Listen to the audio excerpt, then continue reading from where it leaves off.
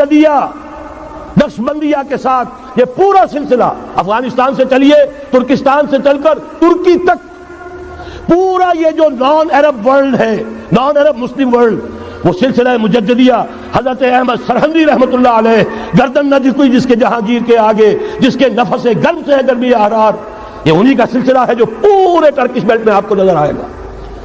پھر شاہ ولی اللہ جیسا مفکر۔ بہرحال یہ تمام شواہد ہیں، اور میرے لیے تو سب سے بڑے شواہد جو ہے اب وہ احادیث دیکھیے جو حضور نے بیان فرمائی۔ جب یہ مارکا گرم ہوگا، ایک حدیث ہے حضور فرماتے ہیں، ابن ماجہ کی روایت ہے حضرت عبداللہ ابن حارث رضی اللہ تعالی عنہ سے، یخرج ناس من المشرق یوطئون للمہدی یعنی سلطان ہی۔ جب اس عالم عرب میں، دیکھیے ایک بات میں عرض کر چکا ہوں، بڑی تلخ بات ہے، عالم عرب ہمارا بہتر حصہ ہے، افضل حصہ ہے، ان کو اللہ نے فضیلت ہم سے بہت زیادہ دی ہے۔ سب سے بڑی فضیلت کہ محمد خود صلی اللہ علیہ وسلم عرب تھے، یہ رتبہ بلند ملا جس کو مل گیا۔ پھر مستقل فضیلت، اللہ کا کلام ان کی زبان میں موجود ہے، مادری زبان۔ لہذا اگر انہوں نے کوتاہی کی، انہوں نے پیٹھ دکھائی، بہت بڑے مجرم ہیں، اس میں کوئی شک نہیں۔ اور یہی وجہ ہے یہ سارے ملاحم وہی ہونے ہیں، ایسی ایسی بھاری جنگیں، حضور فرماتے ہیں اتنے لوگ ہلاک ہوں گے کہ پرندہ اڑتا چلا جائے گا، اترنے کی جگہ نہیں ملے گی، لاشیں ہی لاشیں ہوں گی، یہ شکل ہونے والی ہے۔ اور میں تو چونکہ ایک مضمون اور کتابچے کی شکل میں بھی شائع ہو چکا ہے، جس میں کہ حضور کی اس حدیث کے حوالے سے میری امت پر بھی وہ سب کچھ وارد ہوگا جو سابقہ امت پر ہوا، اسی کے حوالے سے عرض کر چکا ہوں۔ اگر اس صدی میں ہولوکاسٹ میں 60 لاکھ یہودی مارا گیا ہے، کوئی اسی کا دوبارہ چربا جو ہے امت مسلمہ پر بھی آنے والا ہے۔ لیکن اس کے بعد پھر ان کے لیے فوجیں جائیں گی مشرق سے، وہاں جو امام ہوں گے، جو بھی ان کو لیڈ کر رہے ہوں گے، حضرت مہدی۔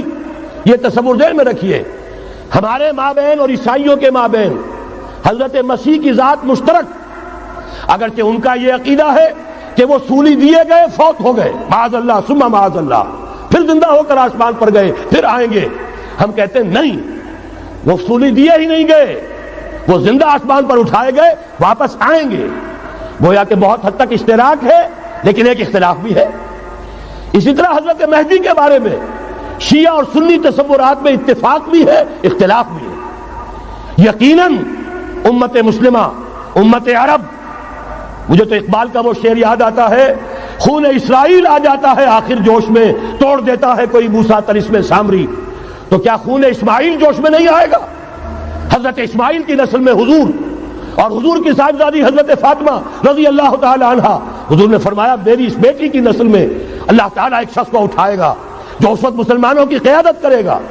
یہ چیز ہمارے اور اہل تشیع کے مابین مشترک۔ فرق یہ ہے وہ سمجھتے ہیں کہ ان کے 12ویں امام کہ جو آج سے 1200 برس قبل روپوش ہو گئے تھے وہ ظاہر ہوں گے، ہمارے نزدیک نہیں، وہ پیدا ہوں گے، نو مولود ہوں گے، عام انسانوں کی طرح آئیں گے، ہوں گے نسل فاطمہ میں سے رضی اللہ تعالی عنہا، اور وہ اس وقت عربوں کی قیادت کریں گے۔ خون اسماعیل آ جائے گا آخر جوش میں، اور کوئی حضرت مہدی وہ آئیں گے اور اٹھیں گے اور قیادت کریں گے، دجال سے مقابلہ کریں گے اور اس ملاحم کے اندر قیادت فرمائیں گے، لیکن ان کی مدد کے لیے مشرق سے فوجیں آئیں گی۔ گویا کہ پہلے مشرقی کسی ملک میں یہ نظام قائم ہو چکا ہوگا، کوئی ایسی طاقت وجود میں آ چکی ہوگی کہ جب وہاں بھٹی دہکے گی تو وہاں کے مسلمانوں کی امداد مشرقی ممالک سے جائے گی۔ اور ایک دوسری حدیث میں، یہ تو ترمذی کی روایت ہے، کتب حدیث میں تیسرے نمبر پر کتاب یہی ہے، صحیح بخاری، صحیح مسلم، پھر یہ جامع ترمذی، اس میں حضرت ابو ہریرہ سے روایت ہے، یخرج من خراسان رایات سود۔ خراسان میں بتا چکا ہوں حضور کے زمانے کا خراسان، افغانستان، کچھ حصہ پاکستان کا، کچھ روسی ترکستان کی آزاد ریاستیں جو ابھی ہوئی ہیں، تھوڑا سا حصہ ایران کا، یہ خراسان بزرگ، یہ اولڈ گریٹر خراسان، یہاں سے فوجیں چلیں گی، سیاہ علم برآمد ہوں گے، اور کوئی طاقت انہیں روک نہ سکے گی، ان کا منہ پھیر نہ سکے گی، یہاں تک کہ وہ ایلیا حضور کے زمانے میں یروشلم کا نام تھا، یہاں تک کہ ایلیا میں جا کر نصب ہو جائے۔ گویا کہ یہ جو ہمارے ہاتھ سے نکلا ہے قبضے سے، پہلے بھی عربوں کے ہاتھوں سے نکلا تھا بیت المقدس، یروشلم، عرب واپس نہیں لے سکے تھے۔ کرد خون صلاح الدین ایوبی اس نے واپس لیا. عربوں میں دم نہیں رہا تھا, عیاشیوں کی وجہ سے کھوکھلے ہو چکے تھے. میں تجھ کو بتاتا ہوں تقدیر امم کیا ہے, شمشیر و ثنا اول, طاؤس و رباب آخر. یہی وجہ ہے کہ تقریباً 20 صدی کے بعد ان کی حکومت ختم. آشمارا حق بود در خون بارت بر زمین بر زوال ملک مستعصم امیر المومنین. یہ ہوا کہ نہیں ہوا؟ جبکہ آئے ہیں تاتاری ہورس, اور جنہوں نے کہ آخری خلیفہ بنو عباس اسے محل میں سے نکالا, ایک کھال کے اندر لپیٹ کر اور اپنے گھوڑوں کے سوؤں تلے کچل دیا. عرب معزول کر دیے گئے تھے, لیکن اب دوبارہ عربوں کو جب سہارا ملا ہے, لیکن اب بھی انہوں نے کہیں اسلام قائم نہیں کیا. کوئی روس کا غلام رہا, کوئی امریکہ کا غلام رہا, کسی نے اس کا ساتھ دیا, کسی نے اس کا ساتھ دیا. تہذیب ہے تو مغربی, تمدن ہے تو مغربی, وضع میں تم ہو نصارہ تو تمدن میں ہنود. یہ مسلمان ہیں جنہیں دیکھ کے شرمائے یہود. یہی معاملہ جب ان کا ہوا تو اب اللہ تعالیٰ کی طرف سے ان کے اوپر وہ عذاب کی بھٹی گرم ہونے والی ہے. لیکن اس کے بعد پھر یہاں سے جائیں گے وہ جو ان کی مدد کریں گے, اور یہ ایلیا کو واپس لینے والے, یہ مشرق سے چلنے والے لشکر ہوں گے. یہ 2 حدیثیں ابھی سن لیجئے. اور تیسری حدیث یہ ہے, حضور نے فرمایا, یہ سنن نسائی کی روایت ہے, قال رسول اللہ صلی اللہ علیہ وسلم عصابتان من امتی احرزهم اللہ من النار. میری امت کے 2 لشکر ایسے ہوں گے جنہیں اللہ نے آگ سے نجات دے دی ہے, پہلے ہی سے ڈکلیئرڈ ہے. عصابت تغزو الہند, ایک لشکر کے جو ہند پر حملہ آور ہوگا, وعصابت تکون مع عیسیٰ ابن مریم علیہ السلام, اور دوسرا لشکر وہ ہے جو حضرت عیسیٰ کے ساتھ جا کر اور ان کے ساتھ مل کر یہودیوں کے خلاف جنگ کرے گا. میں اس حدیث کا جو مطلب سمجھتا ہوں واللہ عالم, یہ اسی علاقے میں جب انقلاب آ جائے گا, یہ علاقہ خراسان اور پاکستان, جب یہاں نظام خلافت قائم ہوگا, یہاں سے اسلام کی توسیع ہوگی, اور یہاں سے جانب مشرق ہند اور جانب مغرب یہ جو یہودیوں کا سیلاب آ رہا ہے, ان دونوں کا مقابلہ کرنے کے لیے انشاءاللہ العزیز. ورنہ یہ عصابتان جو ہے ایک حدیث میں جمع کرنے کی کوئی اور حکمت ہو نہیں سکتی, ورنہ تو ہندوستان پہ کئی لشکر آئے ہیں. لیکن یہ کہ در حقیقت اسی وقت جبکہ عالم عرب میں وہ بھٹی دہکے گی, اسی وقت یہاں انقلاب آ چکا ہوگا. ایک طرف یہاں سے مدد کے لیے لشکر جائیں گے کہ جو مسلمان عرب جو ہے ان کی مدد کریں گے, حضرت مہدی کے جھنڈے تلے لڑیں گے, حضرت مہدی کی حکومت کو مستحکم کریں گے, یؤتون للمہدی. دوسری طرف وہ ہندوستان کی طرف پیش قدمی کریں گے, اور یہیں سے جیسے اس وقت سیلاب نکلا تھا جزیرہ نما عرب سے, ایک داہنی طرف ایک بائیں طرف, ایران, افغانستان, ترکستان, ادھر مصر, لیبیا, الجزائر, مراکش, موریتانیہ, اسی طریقے سے انشاءاللہ اسی علاقے سے اس کا آغاز ہوگا اور بات آگے بڑھے گی. تو غرض اثر حاصل کیا ہے؟ یہ ہونا ہے, پچھلے آثار ثابت کر رہے ہیں کہ ہونا ہے, حضور کی احادیث بتا رہی ہے کہ یہی سے ہونا ہے. ہوا صرف یہ ہے ہم بھٹک گئے, ہمیں اپنی منزل یاد نہ رہی. میں تو بہرحال ان لوگوں میں سے ہوں جنہوں نے نعرے لگائے تھے پاکستان کا مطلب کیا, لا الہ الا اللہ. میں سن 46 میں یہاں حبیبیہ ہال میں قائد اعظم نے مسلم اسٹوڈنٹ فیڈریشن کے جس اجلاس کو خطاب کیا تھا, ضلع حصار سے جو 2 ڈیلیگیٹ آئے تھے ان میں سے ایک میں تھا. میں نے بہرحال اس تحریک میں بھی حصہ لیا ہے, ایک ننھے کارکن کی حیثیت سے لیا ہے, پھر حالات کو بدلتے اپنے آنکھوں سے دیکھا ہے. ہم کہاں سے کہاں جا پہنچے ہیں. ضرورت صرف اس بات کی ہے کہ آج ہمارا حال یہ ہے, ہماری قیادت, ہماری سیاست ان لوگوں کے ہاتھ میں ہے کہ وہ فریب خوردہ شاہی کے پلاح و کرگسوں میں, اسے کیا خبر کہ کیا ہے, تب وہ تاب جاویدانہ. ان کی تہذیب مغربی, ان کی ذہنیت مغربی, ان کی وضاقتہ مغربی, ان کا تمدن مغربی, ان کی سوچ مغربی, ان کے سارے اطوار مغربی. لہذا در حقیقت ایک تو یہ کہ ان سے چھٹکارا پانا, اور دوسرے یہ کہ در حقیقت مغرب کی تمام طاقتوں کو للکارنے کے لیے اس قوم کے اندر سے جذبہ ایمان, جذبہ جہاد کو برآمد کرنا. یہ 2 کام ہیں جو کرنے ہیں, اور اگر ہم یہ کر لیں گے, جیسا کہ میں نے آیت آپ کو سنائی تھی, اللہ کا کوئی وعدہ غیر مشروط نہیں. ایمان اور عمل صالح, ایمان اور جہاد, یہ وعدے پورے کرو گے تو اللہ کا وعدہ بھی پورا ہوگا. لیکن ظاہر بات ہے جیسے یہودیوں نے یورپ کو فتح کیا اور آج وہ مغرب یہودیوں ہی کے زیر اثر ہمیں فتح کرنے پر تلا ہوا ہے. آج نوٹ کیجئے جس طرح 3 اطراف سے یہودیوں نے حملہ کیا یورپ پر، میں اس کا تذکرہ کر چکا ہوں، آج ہم پر بھی اسی طرح کا 3 pronged اٹیک ہے۔ نمبر 1، ایٹمی دانت نہ نکلنے پائیں اس قوم کے،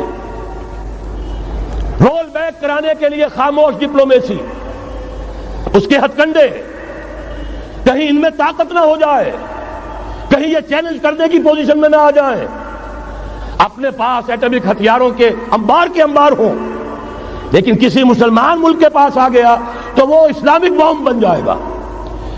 اگر وہ اسرائیل کے پاس ہیں کوئی حرج نہیں، لیکن پاکستان کے پاس کسی صورت میں ہتھیار نہیں ہونا چاہیے۔ کمزور رکھو، ہمارے دستے نگر رہے، ہماری ہی مرضی پر، ہمارے چشم ابرو کے اشارے پر حرکت کریں۔ نمبر 2، اباحیت، بے حیائی، عریانی، فحاشی، اس کا سیلاب، اور سب سے بڑھ کر خاندانی نظام کو برباد کرنے کے لیے یہ بہبود آبادی کا پروگرام۔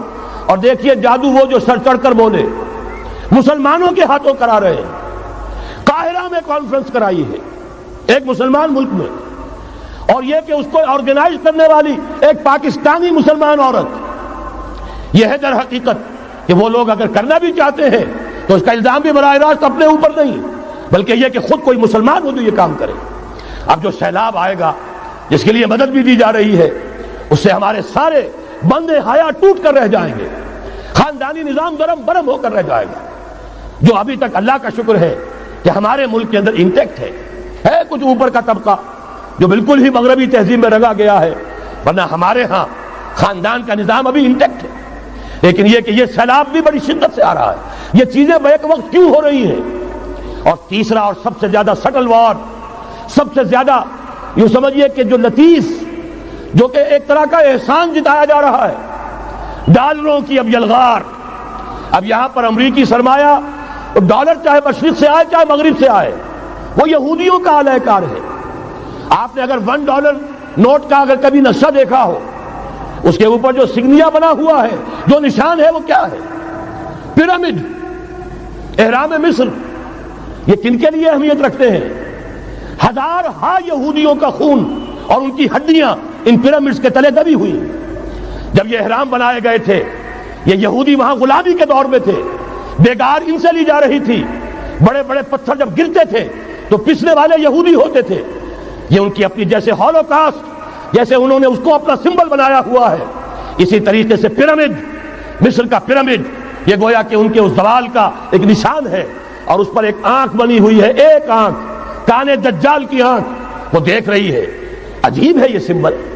نیچے لکھا ہوا ہے نووس آرڈو سکلورم، اور یہ در حقیقت 1776 جو نیچے لکھا ہوا ہے وہ رومن حروف کے اندر یہ 1776 ہے، جو میں بتا چکا ہوں آرڈر آف ایلومیناٹی وساپ نے قائم کیا تھا۔ عام دنیا یہ سمجھتی ہے کہ شاید یہ امریکہ کا یوم آزادی ہے، سن آزادی ہے۔ 1 مئی اس آرڈر آف ایلومیناٹی کی تاسیس 1 مئی کو ہوئی ہے۔ یہ 1 مئی جو منایا جاتا ہے، دھوکہ یہ دیا گیا ہے کہ یہ شکاگو کے جو مزدور ہیں ان کی یادگار ہے۔ حقیقت میں یہ 1 مئی اور 1776 آرڈر آف دی ایلومیناٹی کی تاسیس کی تاریخ ہے۔ یہ تمام معاملہ سمجھ لیجئے۔ ڈالر در حقیقت ہم نے ابھی تازہ ندائے خلافت میں نعیم صدیقی صاحب کی نظم شائع کی ہے، 45 برس بلکہ شاید اس سے بھی زیادہ عرصے کی پرانی نظم ہے جو ہم نے شائع کی ہے۔ ڈالر میرے اس دیش کو ناپاک نہ کرنا، اور میں تو انہیں داد دیتا ہوں جو کچھ انہوں نے، شاعر کہتے ہیں اس کو جو صاحب شعور ہے، اس صاحب شعور نے جو مشاہدہ کیا ہے کہ ڈالر آئے گا تو کیا آئے گا ہمارے ہاں، اس کے پوری داستان اس تازہ ندائے خلافت میں ہم نے نہ معلوم کہاں سے اس کو کھود کر نکلوایا ہے۔ ہم ان کا احسان مانتے ہیں کہ انہوں نے اپنی یہ پرانی نظم، اب ان کی جماعت تو سب بھول بھال گئی ان چیزوں کو، اسی لیے وہ اسے تج کر باہر بھی اب آ گئے۔ بہرحال ہمیں تو ان کی ایک ایک چیز جو ہے، مجھے تو وہ شعر آج کا اگر آپ نے جنگ کا میرا کالم پڑھا ہو، میری تو فکر کے اندر رچ بس گیا ہے۔ پاکستان کے بارے میں جب کہا تھا، اے آندھیوں سنبھل کے چلو اس دیار میں، امید کے چراغ جلائے ہوئے ہیں ہم، ہماری امیدوں کے چراغ ہے یہ، اسلام کا گہوارہ بننے والی ملک ہے یہ، اس کو ہم نے قائم کیا تھا اسلام کے لیے۔ یہ آندھیاں نہ چلیں، اس ملک کو ہم نے اسلام کے چراغ جو ہے ہم نے اس میں روشن کیے ہوئے ہیں۔ اے آندھیوں سنبھل کے چلو اس دیار میں، امید کے چراغ جلائے ہوئے ہیں ہم۔ بہرحال یہ تیسرا سیلاب ہے، ننگی سرمایہ داری، جس کی پھر لعنتیں ہوتی ہیں۔ ایک طرف فقر، ایک طرف احتیاج، ایک طرف بھوک، ایک طرف دولت کے انبار۔ پہلے بھی ہمارے ہاں فرق کم نہیں ہے، لیکن اب جو ہوگا اگر یہ بات پوری ہو گئی تو وہ ننگی سرمایہ داری، اور سرمایہ داری ہی در حقیقت یہود کا سب سے بڑا ہتھ کنڈا ہے۔ یہ بینکنگ کا نظام، یہ سارا کا سارا سودی نظام، یہ IMF، یہ ورلڈ بینک، یہی تو ان کے سب سے بڑے ادارے ہیں۔ تو واقعہ یہ ہے کہ تین طرف سے ہم پر حملہ ہو رہا ہے۔ اور یہ سود کے بارے میں کیا کہا تھا اقبال نے؟ ادربا آخر چمی زائد فتن، اس سود کے ام الخبائث کے پیٹ سے سوائے فتنوں کے اور کیا برآمد ہو سکتا ہے؟ کس ندانت لذت قرض حسن، کسی کو قرض حسنہ کی لذت یاد نہیں رہی، بغیر سود کے قرض دو۔ تمہارے پاس فاضل رکھا ہوا ہے، کسی بھائی کو دو کہ وہ اپنی معاشی گاڑی کا پہیہ چلا لے، پھر اصل واپس لے لینا۔ اگر اتنی ہمت نہیں ہے کہ ان تصدقوا فهو خیر لکم، صدقہ ہی کر دو تو سب سے اچھا ہے، دے ہی ڈالو اپنا فاضل سرمایہ۔ یسألونک ماذا ينفقون قل العفو، مت رکھو اپنے پاس، یہ گندگی ہے۔ لیکن اگر بڑے ہی کم ہمت ہو تو کم سے کم قرض حسنہ دو، اپنی اصل رقم واپس لینا۔ کس ندانت لذت قرض حسن، ادربا جاں تیرا دل چو خشت و سنگ، اس لیے کہ سود کے ذریعے سے انسان کے اندر تاریکی پھیل جاتی ہے، دل جو ہے اینٹ کے مانند، پتھر کے مانند سخت ہو جاتا ہے، کٹھور۔ ثم قست قلوبکم فہی کالحجارۃ او اشد قسوۃ، آدمی درندہ بے دندان و چنگ، اور انسان بغیر اس کے کہ بھیڑیوں والے دانت ہوں اور بھیڑیوں والے پنجے ہوں، بھیڑیا بن جاتا ہے۔ بہرحال اب کرنے کا کام کیا ہے اس کو سمجھیے۔ اس پوری صورتحال کا میں نے آپ کے سامنے نقشہ پیش کر دیا۔ ایک طرف مغرب سے نیو ورلڈ آرڈر، جو جیو ورلڈ آرڈر ہے، اس وقت کی سپریم پاور آن ارتھ، امریکہ کی سرپرستی میں بڑی تیزی کے ساتھ حملہ آور ہے۔ دوسری طرف وَمَكَرُوا وَمَكَرَ اللَّهُ وَاللَّهُ خَيْرُ الْمَاكِرِينَ، اللہ کو پامردی مومن پہ بھروسہ، ابلیس کو یورپ کی مشینوں کا سہارا۔ اللہ تعالیٰ نے اسرائیل کا توڑ پاکستان قائم کیا، اللہ تعالیٰ نے اس کے لیے 300 برس کی تاریخ، اس کی تمہید میں مجددین امت یہاں پیدا کیے، یہاں قرارداد مقاصد پاس کرا دی 20ویں صدی عیسوی کے وسط میں، کہ اکبر نام لیتا ہے خدا کا اس زمانے میں، بینک انٹرسٹ کو ربا، سود حرام قرار دیا۔ یہ سارے شواہد ہیں۔ اب ضرورت صرف ایک بات کی ہے، ایک زبردست عوامی تحریک اٹھے۔ یہ عوامی تحریک کیسی ہو؟ نمبر ایک، فرقہ واریت سے بلند ہو۔ یہ فرقہ واریت جو اس وقت بہت بڑا فتنہ بن گیا ہے، جس کی کشیدگی بڑھتی چلی جا رہی ہے، اس کے اندر اگر ہم قوم کی حیثیت سے اگر ملوث ہوتے چلے گئے، آخری تباہی آ جائے۔ فرقہ واریت سے بلند، سیاسی کشمکش سے بلند، یہ سیاسی کشاکش، یہ حزب اختلاف، حزب اقتدار، اس سے بلند، اس سے کوئی بحث نہیں، کوئی دلچسپی نہیں۔ علاقائیت یا لسانی قومیت، اپنے دنیاوی حقوق کی فکر مت کرو، بلکہ آخرت کی فکر کرو، اور یہاں اس کی اصل منزل خلافت کے نظام کی فکر کرو۔ ان تمام چیزوں کو پورا کرتے ہوئے یہاں پہ نظام خلافت قائم کیا جائے، یہ ہے واحد علاج۔ اور اسی کے لیے للکارنے کے لیے، اسی کے لیے دعوت دینے کے لیے ہم نے اس تحریک خلافت پاکستان کا آغاز کیا۔ تنظیم اسلامی نے اپنے لیے ہدف معین کیا ہے، نظام خلافت علی منہاج النبوہ کا قیام، پہلے پاکستان میں اور پھر کل نوع عرصی پر۔ اب میں چند منٹوں میں آپ کو بتاؤں گا کہ وہ نظام ہے کیا۔ دیکھیے، اس موضوع پر میں پاکستان کے تقریباً تمام بڑے شہروں میں اکثر جگہ 3 دن 2 گھنٹے کی تقریر کر چکا ہوں۔ سیاسی نظام کیا ہے، معاشی نظام کیا ہے، سماجی نظام کیا ہے۔ خلافت اب قائم ہوگی، جو بہرحال 1400 برس قبل کی خلافت اور آج کی خلافت، وقت کے دریا میں بہت سا پانی گزر گیا ہے، اصول وہی کے ہوں گے، فنڈامنٹل وہی کے ہوں گے، تفصیلی خاکہ بنے گا اس زمانے کے تقاضوں کے مطابق۔ تو میرے وہ تقریریں ویڈیو کی شکل میں، آڈیو کی شکل میں، اردو میں، انگریزی میں، شکاگو میں 20 گھنٹے کا پروگرام پچھلے سال ریکارڈ کرا کے آیا۔ اللہ کا فضل ہے کہ وہ پھیل رہا ہے معاملہ۔ اب مغرب میں اذان خلافت بلند ہو رہی ہے، اس کا تذکرہ میں بعد میں کروں گا۔ بہرحال وہ تو تفصیلی بات ہے، یہاں میں چند منٹوں میں صرف الجبرا کے اصولوں کی طرح چند باتیں بتا رہا ہوں۔ جو بھی آپ کا آج نظام ہے 3 شرطیں پوری کر دیجئے وہ خلافت بن جائے گا سیاسی اور دستوری اعتبار سے۔ نمبر 1 حاکمیت اللہ کی، اور اللہ کا شکر ہے یہ ہم کر چکے ہیں، اللہ جزائے خیر دے جنہوں نے محنت کی تھی، اللہ جزائے خیر دے جنہوں نے وہ تحریک اٹھائی تھی مطالبہ دستور اسلامی، اور پھر جنہوں نے مدد کی تھی اللہ تعالیٰ انہیں جزائے خیر دے۔ بہرحال وہ اب ہمارے دستور کا حصہ ہے، حاکمیت اللہ کی۔ البتہ اگلا قدم ہم آج تک نہیں اٹھا سکے، اس حاکمیت کا ظہور کیسے ہوگا؟ آپ کے دستور میں یہ طے کر دیا جائے کتاب و سنت ہر شے سے بالا تر ہے، دستور سے بھی بالا، عدالتی قوانین سے بالا، پارلیمنٹ سے بالا، سینٹ سے بالا، صدر سے بالا، سپریم کورٹ سے بالا، ہائی کورٹ سے بالا، ہر شے سے بالا کتاب و سنت۔ جب تک یہ نہیں ہوتا قرارداد مقاصد کی حیثیت ایسی ہے کہ جیسے آپ سینما ہال کے اوپر آگے جو ہے قرآن مجید کا کوئی کتبہ لگا دے، اس کے سوا کچھ نہیں۔ یہ بھی غنیمت ہے کہ قرارداد مقاصد پاس ہوئی، اصل شرط یہ ہے کتاب و سنت کی ٹوٹل بالادستی۔ اور یہ بڑی کڑوی گولی ہے، عوامی تحریک جب تک نہیں چلے گی، لوگ جب تک اپنی خون کی ندیاں نہیں بہا دیں گے، یہ کڑوی گولی حلق سے اترنے والی نہیں۔ یہ IJI کی حکومت میں نہیں اتری، اسلام کے نام پر اقتدار میں آئے، اسلام کے نام پر ISI نے IJI بنوائی، اسلام کے نام پر انہیں ووٹ ملے، 2/3 کی اکثریت ملی، اس کے باوجود شریعت کی بالادستی کا ایکٹ، شریعت کی بالادستی کی دستور کے اندر ترمیم پاس نہیں کرائی گئی۔ معلوم ہوا اوپر زبردست کا ٹھینگا ہے، امریکہ کے سب پرستار ہیں، سب ڈرتے ہیں، سب کے لیے سب کو نظر آتا ہے بالآخر جو ہے اسی کے پاس جانا ہوگا، چاہے وہ نواز شریف ہو اور چاہے وہ بے نظیر ہو۔ ایک کھلم کھلا ہے، اور اب تو میں کہتا ہوں نواز شریف بھی کھلم کھلا ہے۔ آج کے اس دور میں انہوں نے اسلام کا نام کبھی نہیں لیا، اس سے تو بالکل تائب، بس صرف فرق یہ رہ گیا ہے بے نظیر کھلم کھلا بھی مذاق اڑا لیتی ہے اسلامی صداؤں کا، اسلامی قوانین کا، یہ اس پر ذرا خاموش ہے۔ لیکن یہ کہ اپنی تحریک میں ہمارے بہت سے جو سیاسی قائدین ہیں مسلمانوں کے، کتنے بیانات آپ نے پڑھے ہوں گے، ذرا اسلام کا نام لے دے ہم ساتھ ہو جائیں گے۔ مولانا سمیع الحق صاحب کا بیان آیا، ذرا اسلام کی بات کرے تو ہمارے اور بہت سے علماء اور ہمارے طارق صاحب جو ہے انہوں نے بھی کہا کہ میں ہم ساتھ آ جائیں گے۔ لیکن یہ کہ بڑا پکا ثابت ہوا نواز شریف اسلام کا نام نہیں لیا۔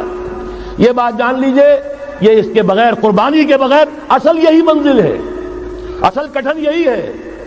یہ کتاب و سنت کی بالادستی، اس کو قبول کرنا، اختیار کرنا، یہ بغیر عوامی تحریک کے، بغیر قربانیوں کے ممکن نہیں ہوگا۔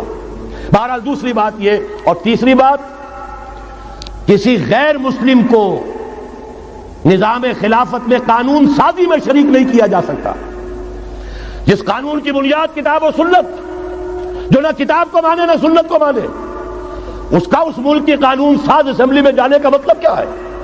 ان کی علیحدہ اسمبلیاں ہوں، ان کے جو حقوق ہیں مائنورٹیز کی حیثیت سے ان کی گارنٹی دی جائے، ان کی جان مال عزت آبرو کا پورا تحفظ، ان کی پوری مذہبی آزادی، ان کی عبادت گاہوں کی پوری ضمانت، ان کی حفاظت کی، ان کا پرسنل لا ہو، سب کچھ ہوگا۔ قانون سازی میں غیر مسلم شریک نہیں ہو سکتا، نظام خلافت کی اعلیٰ ترین سطح کی پالیسی بنانے میں غیر مسلم شریک نہیں ہو سکتا۔ یہ معاملات ہمیں، یہ کڑوی گولیاں ہیں، لیکن صرف 3 گولیاں ہضم کر لیجئے، یہ نظام خلافت کا نظام بن جائے گا۔ البتہ چوتھی بات اور عرض کر دوں، وہ کہتا ہوں بہتر ہے کہ اس پارلیمانی نظام کی لعنت جو انگریزوں کی وراثت کے طور پر ہمیں ملی ہے، اسے چھوڑ کر صدارتی نظام اختیار کیا جائے۔ وہ صدارتی نظام جو نظام خلافت سے قریب تر ہے، انہوں نے ہم سے لیا ہے۔ اقبال نے کہا ہے، ہر کجا بینی جہان رنگ و بو، زاں کے از خاکش برو یا دارزو، یا نور مصطفیٰ اورا بہاش، یا ہنوز اندر تلاش مصطفیٰ۔ اگر کوئی اچھائی ان کے پاس ہے وہ نور مصطفیٰ سے مانگی ہوئی ہے۔ یہ خلافت کے نظام کا چربہ ہے۔ ایک شخص کو منتخب کرو، اب اسے اختیار دو، اس کے ہاتھ کھلے رکھو، اسے کام کرنے دو۔ ہاں، امپیچمنٹ کا نظام ہو، غلط ہو تو اسے سیدھا کرنے کا نظام ہو، اس کے لیے آپ امپیچمنٹ کا نظام آج کی جو امریکہ کی حکومت ہے اس میں بھی ہے۔ اور کیسا ہے کہ ذرا سا اندیشہ ہوا تھا اور نکسن صاحب جو بھاگ کھڑے ہوئے تھے، تو میرے نزدیک صدارتی نظام اور چھوٹے صوبے، یہ بڑے بڑے صوبوں کی ضرورت نہیں ہے، چھوٹے صوبے ہوں، لوگوں کو سہولتیں ہوں، ہر علاقے کے لوگوں کو معلوم ہو کہ ہمارے معاملات ہمارے اپنے ہاتھ میں ہیں، ان کے اندر کوئی احساس جو ہے محرومی کا پیدا نہ ہونے پائے، اس لیے کہ وہی چیز ہے جو سیاہی گھول دیتی ہے۔ کون سیاہی گھول رہا ہے وقت کے بہتے دریا میں؟ یہ ساری سیاہیاں جو سندھ میں گھل رہی ہیں، بلوچستان میں گھل رہی ہیں، سرائکی کے علاقے میں گھل رہی ہیں، ان سب کا علاج ہے چھوٹے صوبے بناؤ، لیکن یہ چیزیں خلافت کی شرائط میں سے نہیں ہیں۔ بہتر بات ہے، دنیاوی اعتبار سے بہتر بات ہے، انتظامی اعتبار سے بہتر بات ہے، باقی اصل شرائط تین: اللہ کی حاکمیت کا اقرار جو قرارداد مقاصد میں بالفعل ہے، کتاب و سنت کی ٹوٹل بالادستی، سپریم کورٹ کو اختیار دیجئے، وہاں جا کر کوئی بھی شہری پاکستان کا کوئی بھی عالم دین اگر ثابت کر دے فلاں قانون، فلاں ہدایت، فلاں انسٹرکشن، فلاں کوئی حکم جو دیا گیا ہے کتاب و سنت کے منافی ہے، فوراً کل عدم ہوگا۔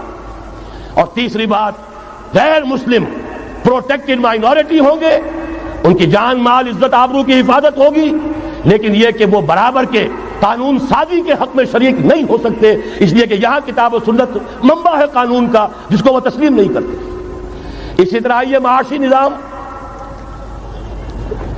موجودہ سرمایہ دارانہ نظام، بہت بڑی لعنت، بہت بڑی لعنت، بہت بڑی لعنت۔ لیکن جیسے آپ کو معلوم ہے، آج ہی ابو جہل کہہ دے لا الہ الا اللہ محمد الرسول اللہ، مسلمان بن جاتا؟ کلمہ تو ایک ہی تھا نا۔ ابو طالب کے پاس جب وفد گیا تھا رؤسائے قریش کا، اور انہوں نے کہا تھا کہ اپنے بھتیجے کو روک لو ورنہ اب ہم جو تمہاری بھی رعایت اب نہیں کریں گے، میدان جنگ میں آ جاؤ۔ ابو طالب نے کہا تھا میرا بھتیجا تم سے کیا مانگ رہا؟ ایک کلمہ، ایک کلمہ لا الہ الا اللہ، اور تو اس کا کوئی مطالبہ نہیں۔ انہوں نے کہا، ابو سفیان اس وقت تک کیونکہ ابھی کفر میں تھے، شرک میں تھے، انہوں نے کہا وہ ایک کلمہ جو وہ مانگ رہا ہے وہ ہمارے سارے معبودوں کی نفی کر دیتا ہے، وہی تو سب سے بڑی مصیبت ہے۔ تو میں آپ کو بتا رہا ہوں، تین چیزیں اس سرمایہ دارانہ نظام میں سے نکال دیجئے، یہ اسلامی نظام بن جائے گا۔ تفصیل میں جانے کا موقع نہیں ہے، میں فارمولہ دے رہا ہوں۔ تفصیل میں نے عرض کیا، میرے کیسٹس ہیں، کتابیں ہیں، وہ خطبات خلافت اب کتابی شکل میں بھی آ جائیں گے، انگریزی میں ویڈیو کیسٹ ہے، اردو میں ہے، بڑے بڑے شہروں میں خطبات دے چکا ہوں، مواد موجود ہے، لیکن اس وقت فارمولہ بتا رہا ہوں۔ تین چیزیں نکال دیجئے۔ نمبر ایک، سود نکال دیجئے، اس میں بھی اللہ کے فضل و کرم سے پیش رفت ہمارے ہاں ہوئی۔ فیڈرل شریعت کورٹ نے فتویٰ دیا اور اتنا زبردست ججمنٹ لکھا ہے، پوری دنیا کے لیے رہنمائی کا ذریعہ بن جائے گا۔ یہی وجہ ہے کہ مجھے معلوم ہوا ہے موجودہ حکومت نے اس کی اشاعت روک دی ہے۔ باہر کے ممالک سے ڈیمانڈ، میں جب انگلستان میں تھا ابھی 2 مہینے قبل، وہاں کچھ لوگوں کے سامنے تذکرہ کیا، انہوں نے کہا ہمیں منگا کے دیجئے، بنگلہ دیش کے مسلمان تھے، ہمیں منگا کے دیجئے۔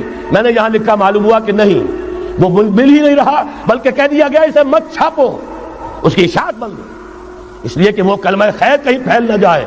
یہودی کا اگر علاج ہے، جیسے آپ نے سنا تھا بچپن میں کہانیاں، دیو کی جان ایک طوطے کی گردن میں ہے، طوطے کی گردن پر اوڑھ دو گے دیو مر جائے گا۔ یہودی کی جان سود میں ہے۔ یہ سارا ہتھ کنڈا اس کا جو ہے، جو ورلڈ ڈومینیشن یہودی چاہ رہا ہے، وہ مالیاتی نوعیت کی ہے، وہ اپنی حکومت قائم نہیں کرنا چاہتا۔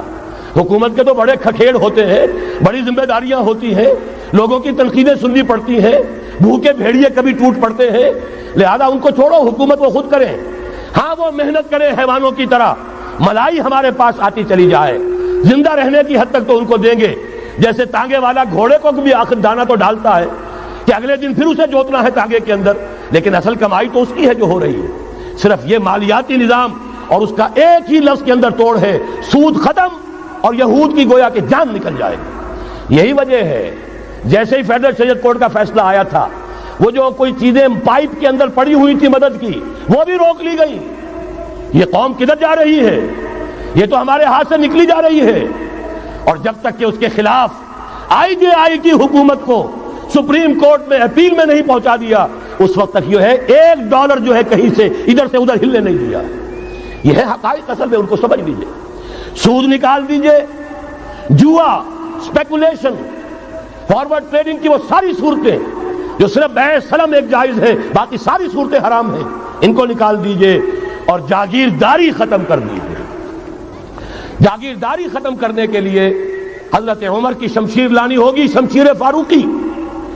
ان کا یہ فتویٰ تھا، اجماع تھا کہ جو ملک، جو علاقے بطور شمشیر فتح ہوئے ہیں وہ کسی کی انفرادی ملکیت نہیں رہیں گے، وہ امت مسلمہ کی اجتماعی ملکیت ہے۔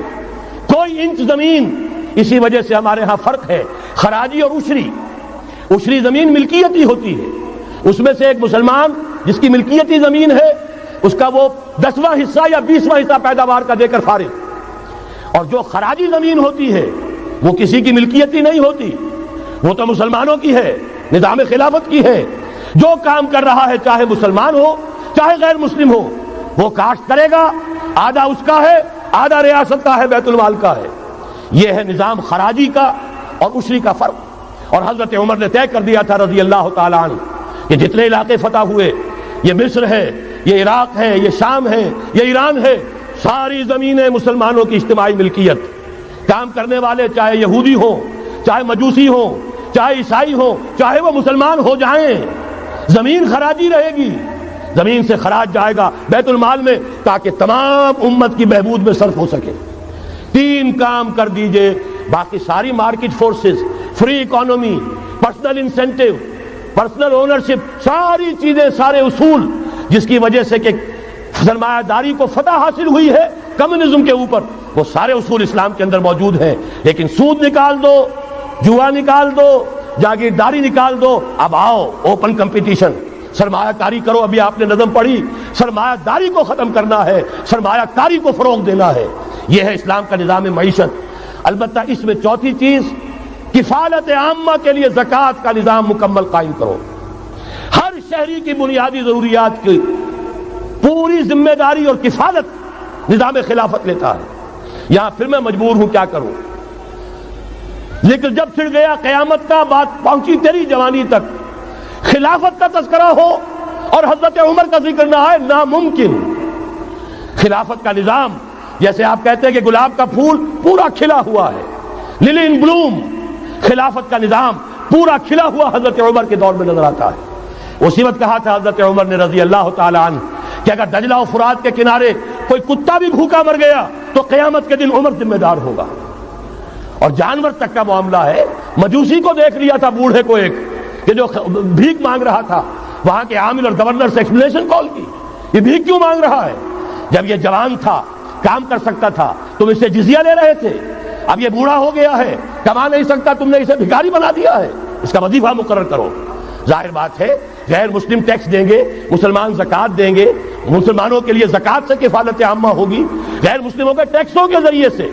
وہی نظام جو آج یورپ میں ہے، اسکینڈینیوین کنٹریز میں ہے، برطانیہ میں ہے، ان امپلائمنٹ الاؤنس ہے، یا یہ کہ اور ویلفیئر کا نظام ہے، لیکن اسلام کا مکمل ترین ویلفیئر نظام زکوٰۃ کے تحت ہے، اور اس میں گارنٹی ہے ہر شہری کی بنیادی ضروریات انڈر ریٹن، ان کی ذمہ داری ریاست کے ذمہ۔ حضرت عمر ہی کا زمانہ تھا کہ لوگ اپنی زکوٰۃ لے کر پھرتے تھے، لینے والا کوئی نہیں ہوتا تھا۔ اس کا بھی میں مسئلہ آپ کو سمجھا دینا چاہتا ہوں۔ میں نے تو عرض کیا تھا، میں تو مدرس ہوں، عوامی مقرر نہیں ہوں، میں تو چاہتا ہوں آپ چیزیں سمجھ کر اور ان کا علم آپ کا جو ہے حاصل کر کے اٹھیں، لوگوں کو پھر پہنچائیں۔ یہ کیسے ہو گیا جبکہ زکوٰۃ جو ہے وہ تو اسلامی ریاست میں نظام خلافت میں حکومت لیتی ہے، پھر کیسے ہو گیا کہ لوگ اپنی زکوٰۃ لے کر پھر رہے، لینے والا کوئی نہیں؟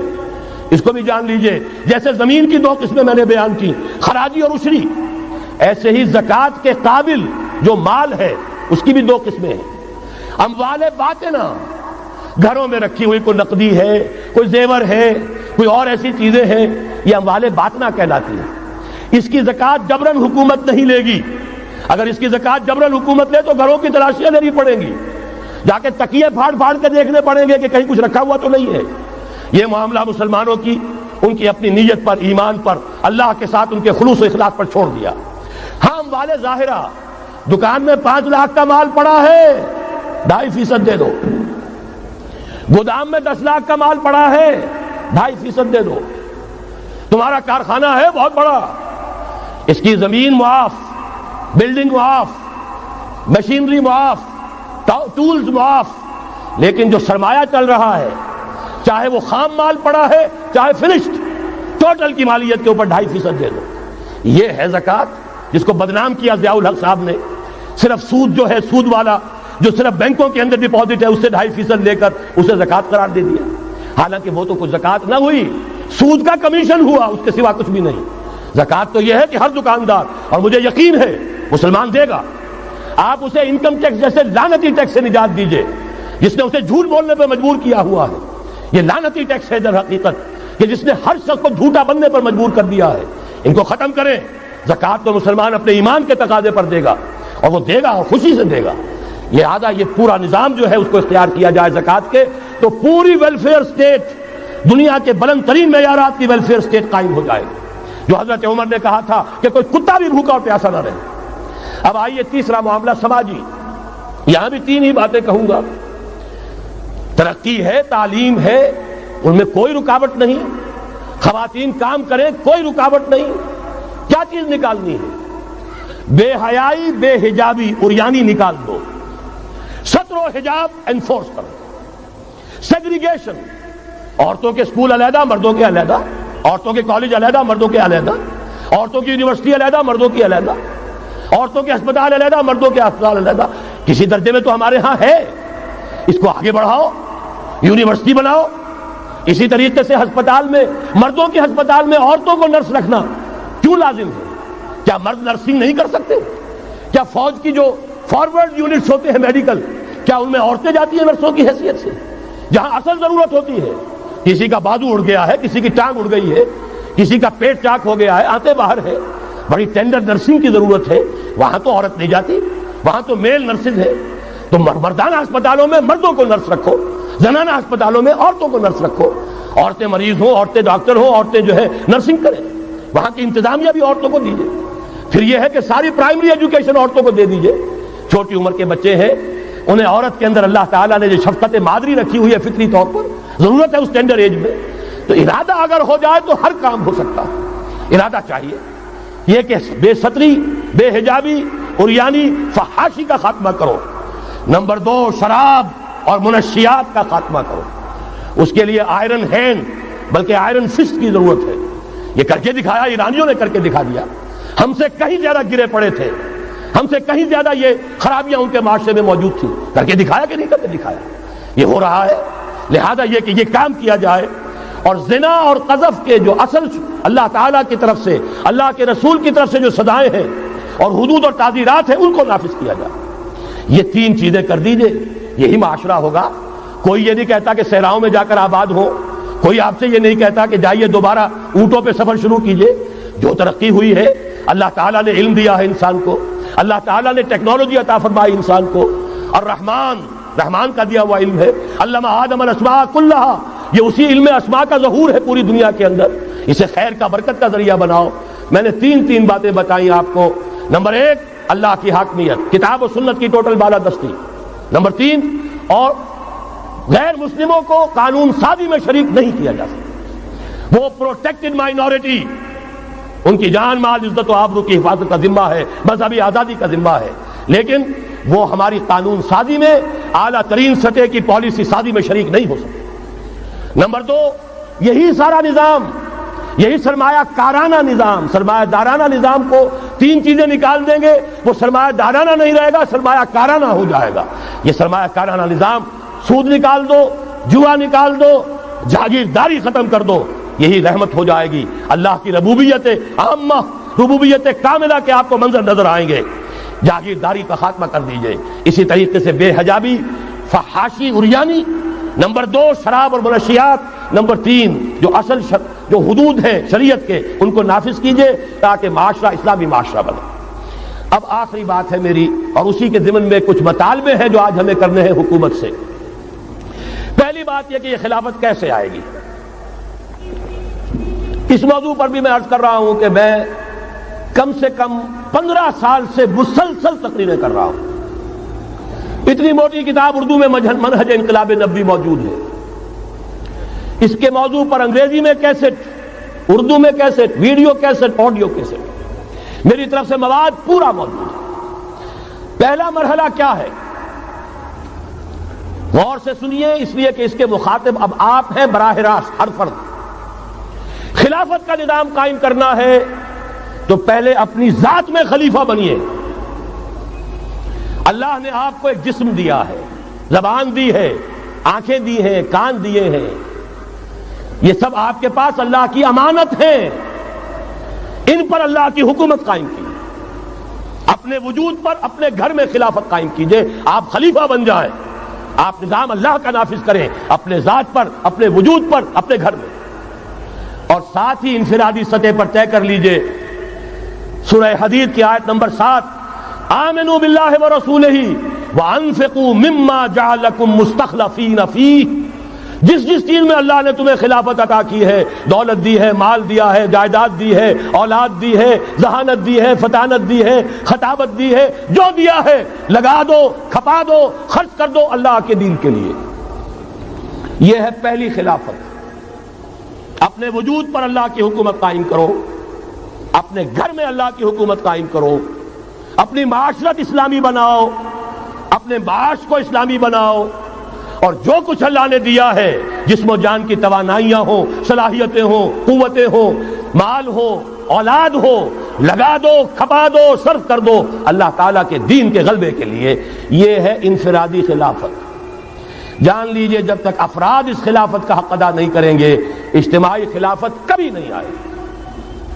آرزویں کرتے رہیے، لیس بامانیکم ولا امانی اہل الکتاب، نہ تمہاری خواہشوں سے کچھ ہوگا نہ اہل کتاب کی خواہشوں سے ہوگا۔ انہوں نے بھی کیا ہے تو بڑے پاپڑ بیل کر کیا ہے جو کچھ کیا ہے، اور تمہیں بھی کرنا ہوگا تو بڑی طاقت صرف کر کے اور محنت کر کے قربانیاں دے کر کرنا ہوگا۔ یہ محض دعاؤں سے بھی نہیں ہو سکتا، دعائیں منہ پر دے ماری جاتی ہیں۔ جو کچھ کر سکتے ہو کر گزرو، پھر دعا مانگو، دعا قبول ہوگی۔ اگر یہ نہیں ہے تو دعا منہ پر دے ماری جائے۔ لہذا اگر کام کرنا ہے، تیسری بات، محض دعوت و تبلیغ اور نصیحت اور وعظ سے نہیں ہوگا۔ اگر محض دعوت اور تبلیغ اور تعلیم اور تربیت اور وعظ اور نصیحت سے ہو جاتا تو حضور صلی اللہ علیہ وسلم مسلمان تو کجا کسی کافر کے خون کا ایک قطرہ زمین پر نہ گرنے دیتے۔ آپ سے زیادہ رؤوف اور رحیم کون ہوگا؟ لیکن آپ نے بھی ہاتھ میں تلوار لی ہے۔ وانزلنا الحدید، ہم نے لوہا اتارا ہے، فیہ باس شدید، اس میں جنگ کی صلاحیت ہے، ومنافع للناس، لوگوں کے لیے اور فائدے بھی ہیں۔ توا پر ہاتھ پھکنی چمٹا بھی بنا لیتے ہو، لیکن اصل میں یہ ہے جنگ کے اسلحہ کے لیے، اور یہ تمہیں اس لیے دیا گیا وَلِيَعْلَمَ اللَّهُ مَن يَنصُرُهُ وَرُسُلَهُ بِالْغَيْبِ، کون ہے جو اس ہتھیار کو ہاتھ میں لے کر کھڑے ہوں اور اللہ اور اس کے رسولوں کی مدد کرے۔ اللہ اور رسول کی مدد سے مراد کیا؟ اس کا نظام خلافت قائم۔ تو محض دعوت و تبلیغ سے نہیں ہوگا، اور انتخابات سے تو بالکل نہیں ہوگا۔ یہ تو یوں سمجھیے کہ واقعہ یہ ہے کہ اگر آپ مجھ سے پوچھیں، سب سے بڑا صدمہ جو مجھے ہے، سب سے بڑا صدمہ وہ ان مذہبی جماعتوں کے کردار کی وجہ سے ہے جنہوں نے اس ملک میں آ کر سیاست کی کشاکش اور انتخابی سیاست کے اندر اپنا سارا وقت، ساری توانائیاں ضائع کر دی۔ کچھ حاصل نہیں ہوا، گھٹی میں ایسا پڑ گیا ہے، کچھ چسکے ایسے لگ گئے ہیں، کچھ وی آئی پی ٹریٹمنٹ۔ میں نے بھی 2 مہینے مزہ چکھا، اس لیے جانتا ہوں اللہ تعالیٰ جو ہے اس طرح کے تجربات کرا دیتا ہے، ورنہ کیسے اندازہ ہو؟ وی آئی پی علیحدہ اتر رہے ہیں، آپ کے لیے گاڑی آپ کے بالکل دروازے پر کھڑی ہوئی ہے، سیڑھی سے اترے آپ جہاز کے اور گاڑی موجود ہے، یہ ساری وی آئی پی ٹریٹمنٹ مل رہا ہے، اور یہ کوریڈورز آف پاور میں گھومنا پھرنا، ان جاگیرداروں کے ساتھ بیٹھنا، ان کے سے ولیمے کرنا، ان کے سے ٹھاٹ، ظاہر بات ہے ان کے ولیموں میں جائیں گے تو انہیں بھی بلائیں گے، ویسے ہی کرنے پڑیں گے، پھر لاکھوں کروڑوں آپ بھی خرچ کریں گے۔ یہ ساری لعنتیں جو آئی ہیں مذہبی جماعتوں کے اندر، یہ صرف اس انتخابی سیاست کی وجہ سے۔ میں بڑے صدمے سے عرض کر رہا ہوں، واقعہ یہ ہے میرے نزدیک اس ملک میں اسلام کے نہ آنے کا پہلا مجرم مسلم لیگ نہیں ہے، پہلی مجرم وہ جماعتیں ہیں جنہوں نے اپنا سارا وقت انتخابی سیاست میں اور اقتدار کی کشاکش میں صرف کر دیا۔ مسلم لیگ کا بہت بڑا احسان، قائد اعظم کا بہت بڑا احسان، انہوں نے آپ کو ملک لے دیا، اس سے زیادہ کا نہ ان کا دعویٰ تھا نہ ان سے توقع ہو سکتی تھی۔ پیر جماعت علی شاہ نے یہ کہا تھا، میں ان کے قول کا بہت بڑا قائل ہوں، ان کی ذہانت اور فطانت کا۔ جب ان سے کہا گیا ہے رحمت اللہ علیہ کہ آپ اتنے بڑے، آپ مقتدا ہیں، مرشد ہیں، اتنی بڑی روحانی شخصیت ہے، ایک داڑھی مولے کے ہاتھ پر بیعت کر لی آپ نے، یہ اشارہ تھا قائد اعظم کی طرف۔ حضرت پیر جماعت علی شاہ رحمت اللہ علیہ نے فرمایا، بھائی میں نے اس کے ہاتھ پر بیعت نہیں کی، میرا تو مقدمہ ہے ایک قومی مقدمہ ہے ہندو قوم کے ساتھ، اور مجھے اس مقدمے کے لیے ایسا وکیل چاہیے جس میں دو وصف موجود ہو، مہارت پوری ہو، قانون کو جانتا ہو، ماہر ہو، اور دوسرے یہ کہ بکنے والا نہ ہو۔ میں نے اپنے قومی مقدمے کے لیے وکیل کیا ہے محمد علی جناح، ظاہر بات ہے 100% بات صحیح، اور ان کے اس کردار کو دشمنوں نے مانا، نہرو نے، گاندھی نے، ان کے بڑے بڑے دشمنوں نے مانا۔ یہ شخص جو کہتا ہے he means what he says، یہ جو کہتا ہے وہی اس کے دل میں ہوتا ہے، اس کے ہاں کوئی ہیر پھیر نہیں ہے۔ بہرحال انہوں نے ملک لے دیا، یہ بہت بڑا احسان۔ آگے کام تھا رجال دین کا۔ رجال دین یا تو لگے رہے صرف اپنے مدرسوں میں اور خانقاہوں میں، تبدیلی کا احساس ہی نہیں ہوا کہ کتنا بڑا انقلاب آ گیا ہے، اب ہم انگریزی دور میں نہیں ہیں، اب یہ ایک مسلمانوں کی حکومت بن گئی ہے، اب تو توانائی ہونی چاہیے اس کو اسلامی بنانے کے لیے۔ اور جو جماعتیں چلی گئی انتخابات میں، واقعہ یہ ہے کہ سب سے گھناؤنا کردار، اور اس ملک میں اسلام کے آنے میں جو بھی رکاوٹ رہی ہے، سب سے بڑا فیصلہ کل رکاوٹ کا معاملہ ان مذہبی جماعتوں کا کردار۔ اس سے ہٹ کر کیا کرنا ہے، میں نے عرض کیا پہلے، اور یہ میں آپ سے کہہ رہا ہوں، خدا کے لیے سوچئے، آج کی رات جا کر سوچئے، خلیفہ بننا ہے اپنی ذات میں، اپنے وجود پر خلافت قائم کیجئے، اپنے گھر میں خلافت قائم کیجئے، توبہ کیجئے اللہ کی جناب میں، یا ایھا الذین آمنوا توبوا الی اللہ توبۃ نصوحا، بڑے خلوص کے ساتھ توبہ کیجئے، اپنی معاشرت کو، معیشت کو درست کیجئے، اور یہ کہ اپنا تن من دھن، ان صلاتی و نسکی و محیای و مماتی للہ رب العالمین، اس کا فیصلہ کیجئے۔ یہ پہلا مرحلہ ہے بڑا کڑوا، بڑا بھاری، لیکن یہ بھی میں آپ سے عرض کر دوں، جو ارادہ کر لے اس کے لیے بہت آسان، اللہ تعالیٰ کی مدد آتی ہے۔ تم کرو ہمت، توفیق ہم دیں گے، تم کرو فیصلہ، تحصیل ہماری طرف سے ہوگی، آسانی ہماری طرف سے ہوگی۔ فَسَنُيَسِّرُهُ لِلْيُسْرَىٰ، آسانی کے لیے آسان کرتے چلے جائیں گے۔ جو پہاڑ نظر آتے ہیں شروع میں، معلوم ہوتا ہے پہاڑ نہیں، ریت کے ٹیلے تھے، ہمارے قدموں تلے بکھر کر رہ گئے ہیں۔ کر کے دیکھیے، ارادہ کیجئے، عزم کیجئے، طے کیجئے، ان صلاتی و نسکی و محیای و مماتی للہ رب العالمین، اور میرے پاس جو کچھ ہے وہ میرے خدا کا ہے، مجھے اسی کے لیے صرف اپنی زندگی کا تار برقرار رکھنے کے لیے جو ناگزیر ضرورت ہے وہ پوری کرو، باقی لگا دو، کھپا دو۔ آمنوا باللہ ورسولہ وانفقوا مما جعلکم مستخلفین فیہ، جس چیز میں خلافت دی ہے خرچ کر دو۔ دوسرا مرحلہ، یہ خلفاء، ابھی انصاری صاحب نے وہ آیت آپ کو سنائی تھی، ثم جعلناکم خلائف، خلائف جمع ہے خلیفہ کی، ہر مسلمان خلیفہ ہے، یہ سمجھ لیجیے اچھی طرح۔ وہ تو صرف یہ ہے کہ جیسے یہ جو کافرانہ نظام ہے جمہوریت کا، جو مادہ پرستانہ انسانی حاکمیت کی بنیاد پر، اس میں بھی ہر شہری حاکم ہوتا ہے، اپنے ووٹ کے ذریعے سے وہ اپنی حاکمیت کا اختیار منتقل کرتا ہے، وہ نمائندہ بن کر آتا ہے، گویا کہ انہوں نے اپنی حاکمیت ڈیلیگیٹ کی ہے اس شخص کو، اس صدر کو، چاہے وہ بش تھا اور چاہے وہ کلنٹن ہے، ورنہ حاکمیت تو پاپولر ہے، عوام کی ہے۔ اسلام میں خلافت عوام کی ہے، لیکن عوام مسلمان جو اللہ کو ماننے والے ہیں ان کی خلافت ہے، اور ان کی خلافت پہلے وہ اپنی ذات میں خلیفہ بنیں گے، پھر اپنی خلافت کا ایک حصہ ایک خلیفہ کو منتقل کریں گے۔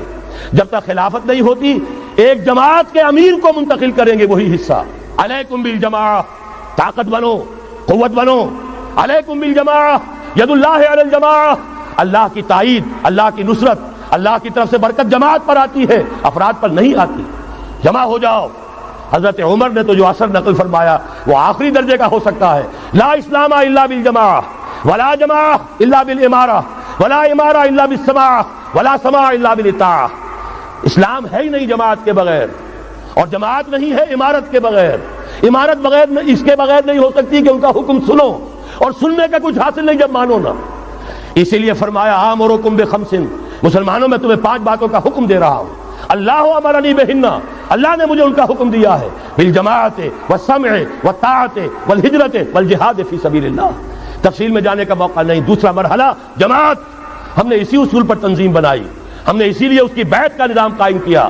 نحن الذین بایعوا محمدا علی الجہاد ما بقینا ابدا، صحابہ کہتے ہیں بایعنا رسول اللہ صلی اللہ علیہ وسلم علی السمع والطاعت فی العسر والیسر والمنشط والمکرہ وعلی حسرۃ علینا وعلی لا ننازع الامر اہلہ وعلی ان نقول بالحق اینما کنا لا نخاف فی اللہ لومۃ لائم۔ پھر صدمے کی بات کہہ رہا ہوں، کوئی مذہبی جماعت سوائے تنظیم اسلامی کے نہیں ہے جس نے اس مسنون طریقے تنظیم کو اختیار کیا ہو۔ اللہ کا شکر ادا کرتے ہوئے کہہ رہا ہوں، تحدیثاً للنعمہ کہہ رہا ہوں، اس بیعت کی سنت کو تازہ کیا ہم نے، جماعت بنائی ہم نے۔ ہمارے ہاں بیعت رہ گئی تھی صرف پیری مریدی کی بیعت، صرف اصلاح نفس کی بیعت۔ اصل بیعت وہ در حقیقت جو مسنون بیعت ہے وہ بیعت جہاد ہے، وہ بیعت جماعت ہے، تاکہ اللہ کے دین کو قائم کرنے کے لیے، خلافت کو برپا کرنے کے لیے اجتماعی جد و جہد کی جا سکے۔ اس کے بعد یہ جماعت کیا کرے گی؟ وَلْتَكُن مِّنكُمْ أُمَّةٌ يَدْعُونَ إِلَى الْخَيْرِ وَيَأْمُرُونَ بِالْمَعْرُوفِ وَيَنْهَوْنَ عَنِ الْمُنكَرِ۔ انتخابات نہیں لڑے گی، کسی کو کندھا دے کر اوپر نہیں پہنچائے گی، پھر اس کی ٹانگ گھسیٹ کر نیچے نہیں گرائے گی، یہ دھندے نہیں کرنے، یہ کھیل نہیں کرنے، ادھر جانا ہی نہیں۔ یہ تو ایک ہی تھیلی کے چٹے بٹے، یہ ایک ہی نظام، دونوں امریکہ کے یکساں غلام، دونوں جو ہے اسی سیکولرزم کا دودھ پی کر، سود کا دودھ پی کر کوئی جمع ہوا ہے، اور کوئی جاگیرداری کی گھٹیاں اس کی گھٹی میں پڑی ہوئی ہے، یہ اس کی پیداوار ہے۔ ان میں سے کسی کے ساتھ کوئی خیر نہیں ہے، لیکن یہ ہے کہ الیکشن تو جب بھی کراؤ گے وہی آئیں گے۔ لاکھ آپ تیسری قوت بننے کی امید میں ایئر مارشل اصغر خان بوڑھے ہو گئے، دور اسکار ہوئے، از عمر رفتہ ہوئے۔ اب قاضی حسین احمد صاحب تیسری قوت بننے کی فکر میں آئے تھے، کبھی وہ طاہر القادری صاحب تیسری قوت بننے کی فکر میں آئے تھے۔ جب تک یہاں جاگیردارانہ نظام ہے، کون سی تیسری قوت آ سکتی ہے؟ مت ماری گئی ہے، عقلیں جو ہے بیچ کھائی ہیں، کیا ہوا ہے؟ کبھی تو آخر ہوش آنا چاہیے۔ یہ وہی آئیں گے، ایک لغاری نہیں دوسرا لغاری، ایک مداری نہیں دوسرا مداری، یہ تو وہی آئیں گے، انہی کا کھیل ہے۔ ایک بہت بڑا تمندار سر جمال خان لغاری، اس کا پوتا آج ہے آپ کا صدر، ایک اور بہت بڑا تمندار، دونوں سر تھے، سر شاہ نواز بھٹو، اس کی پوتی وزیر اعظم۔ یہ تو ان کا جو ہے میوزیکل چیئرز کا گیم ہے۔ تم نے خامخواہ جا کر اپنے آپ کی اپنی عزت کا بھی ڈھیلا کرایا، اپنی جو ہے وہ اوقات ضائع کیے ہیں۔ اس کی بجائے کرنا کیا ہے؟ نہیں انل منکر، بدی سے روکو۔ جب تک طاقت نہیں ہے کافی، طاقت فراہم کرتے رہو، جمع کرو، اعدوا لہم ما استطعتم، اپنی نفری بڑھاؤ، تربیت بڑھاؤ، ایثار اور قربانی کا مادہ بڑھاؤ، نظم کی پابندی کا جذبہ بڑھاؤ، بڑھاتے رہو بڑھاتے رہو۔ با نشہ درویشی در ساز و دما دمزن، چوں پختہ شوی خدرا بر سلطنت جم زن۔ جب طاقت کافی ہو جائے اب میدان میں آؤ، للکارو، کہو اب نہیں چلنے دیں گے اس حرام کام کو، نہیں چلنے دیں گے اس ملک میں سود کو، نہیں چلنے دیں گے اس ملک میں جاگیرداری کو، نہیں چلنے دیں گے یہاں بے حیائی اور فحاشی کو۔ گھیراؤ کریں گے، پکیٹنگ کریں گے، کسی کی جان اور مال کو نقصان نہیں پہنچائیں گے، اداروں کا گھیراؤ ہوگا، ان تمام چیزوں کی برائیوں کا استحصال ہوگا، پھر گولیاں چلیں سینوں پر کھائیں گے۔ اللہ وہ دن لائے اور ہمیں اس کے لیے اہل بنائے۔ شہادت ہے مطلوب و مقصود مومن، نہ مال غنیمت نہ کشور کشائی، اس کے سوا کوئی راستہ نہیں ہے۔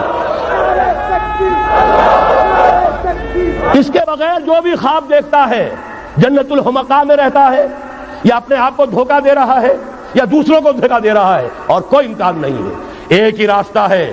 اگر محمد الرسول اللہ اور ان کے ساتھیوں کو انہی وادیوں میں سے گزرنا پڑا، اگر طائف کا پتھراؤ محمد الرسول اللہ کو اپنے جسم اطہر پر جھیلنا پڑا، دندان مبارک محمد الرسول اللہ کے شہید ہوئے، خون کا فوارہ ان کا چھوٹا، سینکڑوں صحابہ جن میں حضرت حمزہ جیسے بھی ہے، اسد اللہ و اسد الرسول، جن کی لاش کا نقشہ ابھی آپ نے سنا، ناک کٹی ہوئی ہے، کان کٹا ہوا ہے، پیٹ چاک کر کے کلیجہ چبایا گیا ہے۔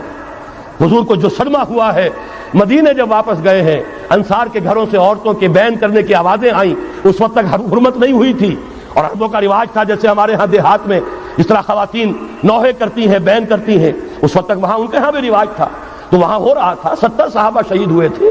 وہ کوئی ہر شہید کسی کا بیٹا تھا، کسی کا شوہر تھا، کسی کا بھائی تھا، کسی کے ساتھ کوئی اور رشتہ تھا، پورا مدینہ جو ہے ماتم کدا بنا ہوا تھا۔ اس وقت حضور کی زبان سے بھی الفاظ نکل گئے، اما حمزہ تو فلا بواکی لہو، ہائے حمزہ کے لیے تو کوئی رونے والیاں بھی نہیں۔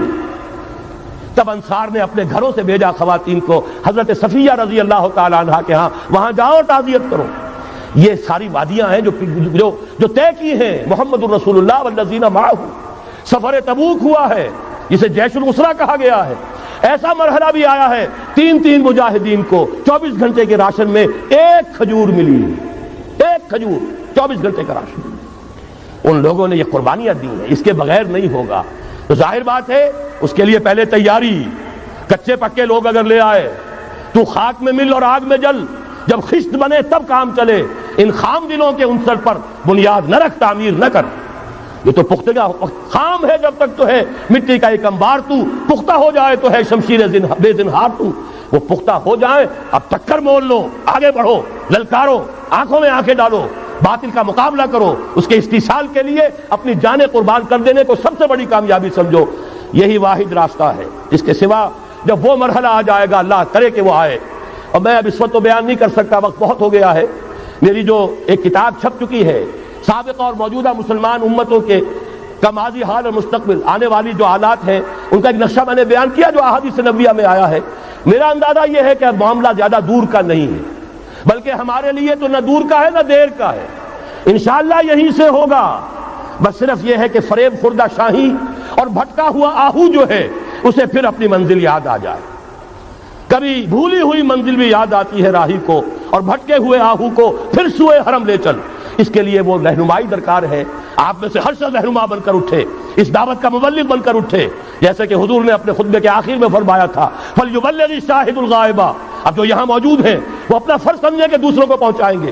اس حوالے سے یہ ہے کہ ہمارا لٹریچر، ہمارے ویڈیوز، آڈیوز، وہ ہم ہر میدان میں موجود ہے، چیزیں استعمال کیجئے۔ اب میں چند